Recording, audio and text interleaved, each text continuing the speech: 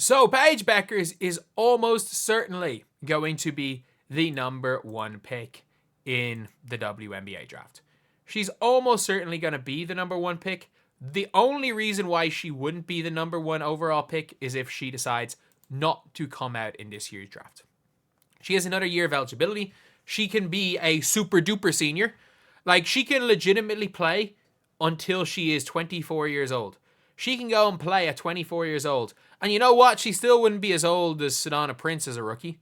But she could be the super duper senior. That's the only way I can describe her. Like, you could already argue that she's a super senior, but she becomes the super duper senior because she has her COVID. She's using her redshirt year now. She has her COVID year left. But we're hearing more and more rumblings of her basically doing an Eli Manning. Of coaching Paige Bueckers next to all these LA players, and now he gets to draft her anyway, just in a hilarious, entirely different spot. So I think you're spot on with that. That Dallas is not going to move off of this. I have heard some rumblings that Paige is not thrilled about going to Dallas. I do like that is a very, very interesting one. Supposedly she might be Eli Manning it as well and just refuse to go to Dallas. That's what I've heard. The reality is, I don't think that it's Paige. I'm going to talk about it as well, but more. But I still don't believe this. But the more people talk about it, the more there has to be some truth in it. Wonder what sort of leverage she might, use in this case, because Paige makes a lot of money through NIL at UConn, more than she's going to make on a rookie contract. It's not as if she needs the WNBA. She's already committed to join Unrivaled in 2026 if that league continues. So she will have opportunities to play basketball beyond that. We've never really seen a player use their leverage like this in the WNBA. Then again, no one's really had the extra year of eligibility to sort of maneuver this way. Caitlin, what are you talking about? Caitlin Clark chose to go through the most incompetent franchise in all of women's basketball. Like, she tried to go to a legitimately incompetent franchise. A completely incompetent franchise in the Fever and turned them into a playoff team.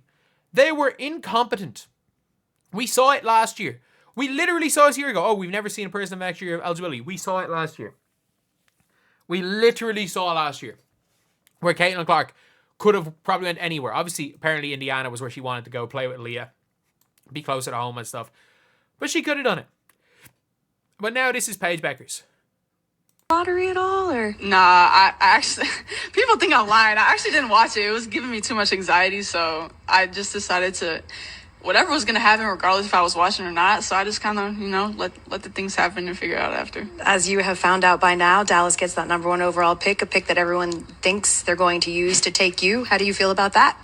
I honestly don't want to get complacent. I want to stay humble, stay grounded, stay in the moment. Nothing in the future is guaranteed, so just taking every moment as it is. I'm a firm believer in God. Why would she be nervous for the draft if she's not going to come out? But at the same time, maybe. Like, she obviously is not going to be too happy about not going to LA. I think she wasn't too happy that the Golden State Valkyries didn't get the first pick. I think she wasn't too happy that the Valkyries weren't in the lottery. I genuinely think, that the Valkyries were her preferred destination. She was talking about how much she liked purple and stuff, and you might be saying, what does that mean? Like, the Valkyries wear purple. And that was the whole reason why she wanted to go to Golden State. But or not that they were in purple, but the fact she wanted to go to Golden State was the reason she was tweeting stuff out like that. And she'd go to Golden State, big market, play on a team where she's not expected to do much right away, be the star straight away. And now she's going to Dallas, where it's Dallas. I don't hate Dallas. It's not the worst situation in the world for her. But she's got to play with Enrique. She's got to share a lot of the limelight with Enrique Agumbawale. And she's not going to be the first option on this team. She's not even going to be the second option on this team, especially early. Maybe later on in the year, she can get into a situation where she is one of the first couple of options. But still, you're now looking at a situation where Paige is obviously not happy. And the more people talk about this, the more the more it's going to be a conversation. Caitlin Clark, early enough, in February, she came out and said, I'm going to the WNBA, just so that the Iowa fans knew she was gone, so that the 1 more year chance could stop, so that a lot of the other stuff could kind of calm down. She made sure everyone knew she was going to the WNBA pretty early in the season, or at least earlier anyway than we're seeing right now with Paige. Well, not even earlier. We're seeing Paige Bueckers, but like there was one very specific thing that she was going for, and everybody kind of knew Caitlin Clark was going to the WNBA. Everybody knew. They were like, some people were saying, "Oh, we'll never know." No, everyone kind of knew she was going to the W. And like Angel Reese left it till the tournament to decide. Camila Cardoso left it until late in the tournament to decide. I think she might have left it until after they won to decide. So, obviously she's not going to commit straight away. I think that there's no way Paige Bueckers leaves it till the very end. Or maybe she's thinking, well, we have Sarah Strong back next year.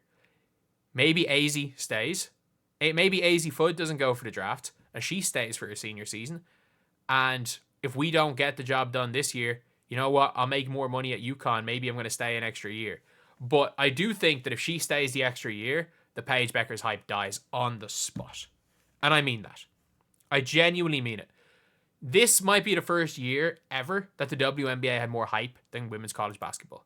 And women's college basketball still does have hype. It just doesn't quite have the WNBA level hype. Like WNBA had more hype in the regular season than this year's NBA regular season.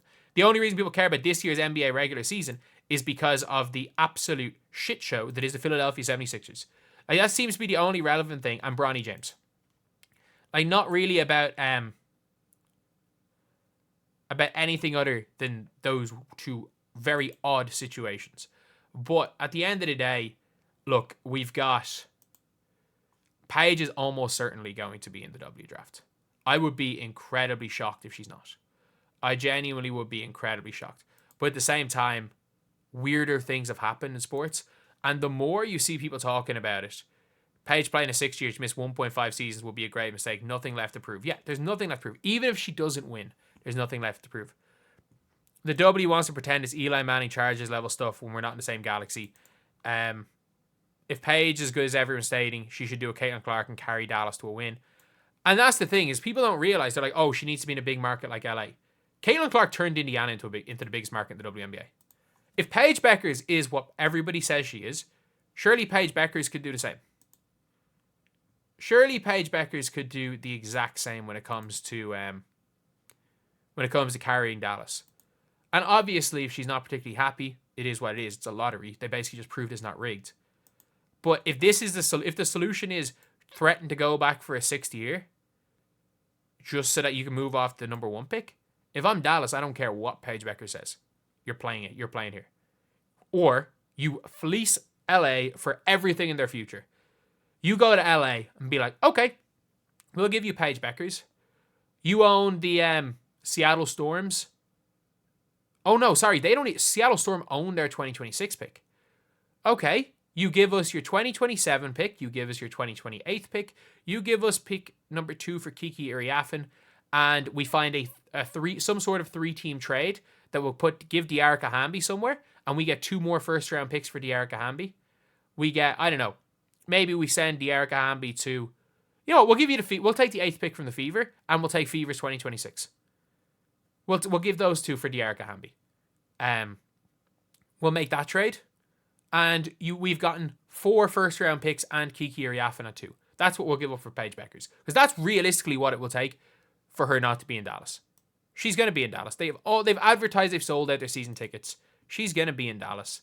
If anything, just for the money involved, she's going to be in Dallas.